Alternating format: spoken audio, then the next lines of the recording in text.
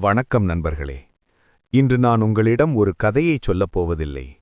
உங்கள் ஒவ்வொருவருக்குள்ளும் ஒளிந்திருக்கும் அந்த பிரம்மாண்டமான உண்மையைப் பற்றி பேசப் போகிறேன். ஒரு வினாடி உங்கள் கண்களை மூடிக்கொள்ளுங்கள். உங்கள் வாழ்க்கையில் எப்போதாவது எல்லாம் முடிந்துவிட்டது என்று தோன்றியிருக்கிறதா? உங்கள் வாழ்க்கை ஒரு இருண்ட அறைக்குள் பூட்டப்பட்டது போல தோன்றுகிறதா? உங்களை சுற்றியிருப்பவர்கள் உங்களை மதிக்காமல், உங்களை ஒரு பொருட்டாகவே நினைக்காமல் அவமானப்படுத்துவது போல இருக்கிறதா? உங்கள் வாழ்வின் மிக மோசமான ஒரு தருணத்தை நினைத்து பாருங்கள். உங்களை நேசித்தவர்கள் உங்களை கைவிட்ட தருணம். நீங்கள் நம்பிய காரியம் படுதோல்வியடைந்த தருணம். இனி வாழ்ந்து என்ன பயன் என்று நீங்கள் ஒரு மூலையில் முடங்கி அழுத அந்த இருண்ட இரவு என அனைத்தையும் நினைத்து பாருங்கள். நண்பர்களே, இது நமக்கு மட்டும் நடப்பதில்லை. புராண காலத்திலிருந்து ஒவ்வொருவருக்கும் நடந்து கொண்டேதான் இருக்கிறது. குறிப்பாக ஒவ்வொரு வெற்றியாளரும் சாதனையாளரும் இதுபோன்ற கடினமான காலங்களை கடந்துதான் வந்திருக்கிறார்கள் என்றால் உங்களால் நம்ப முடிகிறதா? ஆம், இதை ஒரு சிறிய விதையின் வாழ்க்கை போராட்டமே மிகச்சிறந்த எடுத்துக்காட்டாக இருக்கிறது. அந்த சிறு விதைக்கும் அப்படி ஒரு இரவு இருந்தது. அந்த இரவு ஒரு நாளோடு முடிந்துவிடவில்லை. அது நீண்டு கொண்டே இருந்தது. அந்த விதை மண்ணுக்கடியில் கிடந்தது. ஆனால் மேலே உலகம் இயங்கிக் கொண்டிருந்தது. பறவைகள் பாடின, மனிதர்கள் சிரித்தார்கள், வாகனங்கள் இரைச்சலிட்டன. ஆனால் அந்த விதைக்கு சுற்றி இருந்தது வெறும் மௌனம் மட்டுமே. அது ஒரு பயங்கரமான கசப்பான மௌனம். நான் இங்கே வீழ்ந்து கிடக்கிறேன் என்பது இந்த உலகிற்குத் தெரியுமா என்று அது தன்னைத்தானே கேட்டுக்கொண்டது. நண்பர்களே, நம் வாழ்விலும் அப்படித்தான். நாம் ஒரு கஷ்டத்தில் இருக்கும்போது நம்மை சுற்றியுள்ள உலகம் அதன் போக்கில் இயங்கிக் கொண்டுதான் இருக்கும். நம் அழுகுரல் யாருக்கும் கேட்காது. அந்த தனிமையே வாட்டி வதைக்கும். நாம் இருளை பார்த்து பயப்படுகிறோம். இருள் என்றால் தீமை என்று நினைக்கிறோம். ஆனால் அந்த விதைக்கு அந்த இருள்தான் ஒரு கருவறையாக இருக்கிறது. ஒரு தாயின் கருப்பை இருட்டாகத்தான் இருக்கிறது. ஒரு வைரம் உருவாகும் நிலத்தின் ஆழம் இருட்டாகத்தான் இருக்கிறது. ஒரு பெரிய உண்மை என்னவென்றால், உங்களை உலகம் புதைப்பதாக நீங்கள் நினைக்கும்போதுதான் பிரபஞ்சம் உங்களை விதைத்துக் கொண்டிருக்கிறது. புதைப்பதற்கும் விதைப்பதற்கும் ஒரு சிறிய வித்தியாசம்தான் இருக்கிறது. நீங்கள் ஒரு சடலமாக இருந்தால் உலகம் உங்களை புதைக்கும். நீங்கள் ஒரு விதையாக இருந்தால் உலகம் உங்களை விதைக்கும். நீங்கள் எது என்பதை நீங்கள்தான் தீர்மானிக்க வேண்டும். அந்த விதை மண்ணுக்குள் கிடந்தபோது அந்த விதையைச் சுற்றியிருந்த மற்ற விதைகள் ஏன் அழுகின? அவை ஏன் செடியாகவில்லை? ஏனென்றால் அவை அந்த இருளை தற்காலிகமானது என்று நம்பவில்லை. இதுதான் என் விதி, நான் மண்ணுக்குள் வந்துவிட்டேன், இனி நான் மண்ணோடு மண்ணாகப் போகிறேன் என்று அவை சரணடைந்தன. நம் சமூகத்திலும் இப்படி பலர் உண்டு. ஒரு தோல்வி வந்தவுடன் என் விதி அவ்வளவுதான் என்று முடங்கி விடுவார்கள். குடிக்கும் போதைக்கும் விரக்திக்கும் அடிமையாகி மெல்ல மெல்ல மனதளவிலும் உடலளவிலும் அழுகிப் போவார்கள். ஆனால் நம் விதை ஒரு போராளி. அது அந்த இருளை ஒரு பாடமாக பார்த்தது. இந்த இருள் என்னை மறைக்கவில்லை, மாறாக என்னை வளர்க்கத் தேவையான சத்துக்களை சேகரிக்க எனக்கு கொடுக்கப்பட்ட நேரம் என்று அது நினைத்தது. அந்த விதைக்கு யாரும் துணையாக இல்லை. கைபேசி இல்லை, இணையமில்லை, ஆறுதல் சொல்ல நண்பர்களில்லை. அது அந்த தனிமையில் தவம் இருந்தது. அந்த தவம் எதற்காகத் தெரியுமா? தன் பலம் என்னவென்று தனக்கே புரிய வைப்பதற்காக. நீங்களும் உங்கள் வாழ்க்கையில் தனிமைப்படுத்தப்படும்போது அதைக் கண்டு அஞ்சாதீர்கள். அந்த தனிமையை தவமாக மாற்றுங்கள்.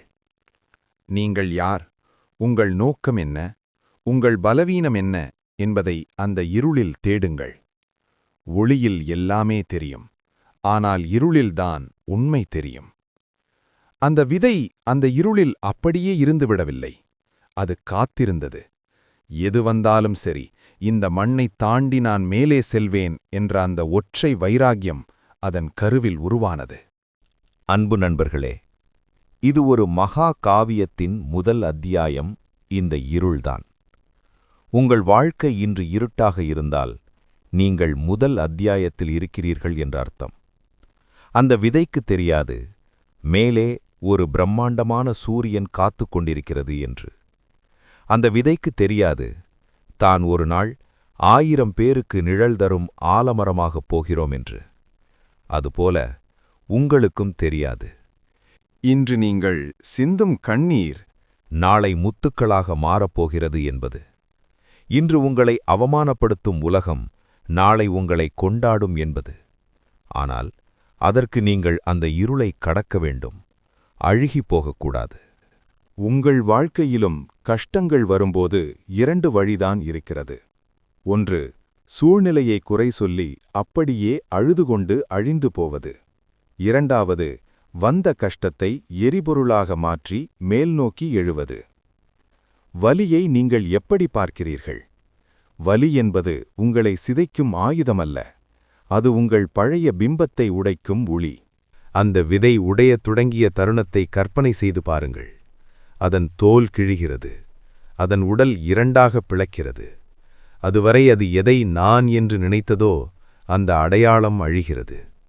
இதுதான் மிக முக்கியமான கட்டம். உங்கள் பழைய பழக்கங்களை விடச் சொல்லும்போது உங்களுக்கு வலிக்கும். உங்கள் ஈகோவை விடச் சொல்லும்போது வலிக்கும். உங்கள் சோம்பேறித்தனத்தை விட்டு வெளியே வரும்போது உடல் துடிக்கும். ஆனால் அந்த தோல் உரிக்கப்படாவிட்டால் உள்ளே இருக்கும் அந்த பச்சை முளை வெளியே வர முடியாது. வெற்றி என்பது ஒரு அழகான பூங்கா அல்ல, அது தன் உடலை தானே கிழித்துக்கொண்டு வெளியே வரும் ஒரு பிரசவ வலி. நண்பர்களே, உங்கள் கனதுக்காக நீங்கள் போராடும்போது உங்கள் தூக்கம் போகும், உங்கள் நிம்மதி போகும், உங்கள் உறவுகள் உங்களை விட்டு பிரியும். அதுதான் உங்கள் வாழ்வின் மறுபிறவி. அந்த வலிதான் உங்களை ஒரு மகா சக்தியாக மாற்றப் போகிறது. வலியை பார்த்து சிரிக்கப் பழகுங்கள். அந்த முளை வெளியே வந்தபோது அது சந்தித்த முதல் தடையை கவனித்தீர்களா? அதன் மேலே அதிகப்படியான மண் கிடந்தது. ஒரு சின்னஞ்சிறு செடியால் இவ்வளவு பெரிய மண்ணை தள்ள முடியுமா என்று உலகம் சிரித்திருக்கும். ஆனால் அந்த விதைக்கு ஒரு ரகசியம் தெரிந்திருந்தது. எது உன்னை அமுக்குகிறதோ அதை நீ மிதித்தால் அதுவே உனக்கு ஏணி ஆகும். மண் அதை அமுக்க அமுக்க அது தன் வேர்களை இன்னும் ஆழமாக பாய்ச்சியது. கீழே வேர் பலமானால்தான் மேலே விழுதுகள் வர முடியும். உங்களை யாராவது அவமானப்படுத்துகிறார்களா? உங்களை யாராவது கீழே தள்ளுகிறார்களா? சந்தோஷப்படுங்கள், அவர்கள் உங்களை இன்னும் ஆழமாக வேர்விட உதவுகிறார்கள். அவர்கள் உங்களை அமுக்க அமுக்க நீங்கள் இன்னும் பலமாக மேலே வருவீர்கள். ஒரு கட்டத்தில் செடி பூவாக மாறியது. ஏன் தெரியுமா? ஏனென்றால் சுயநலமாக வாழ்வதில் பெருமை இல்லை என்று அதற்கு தெரிந்தது.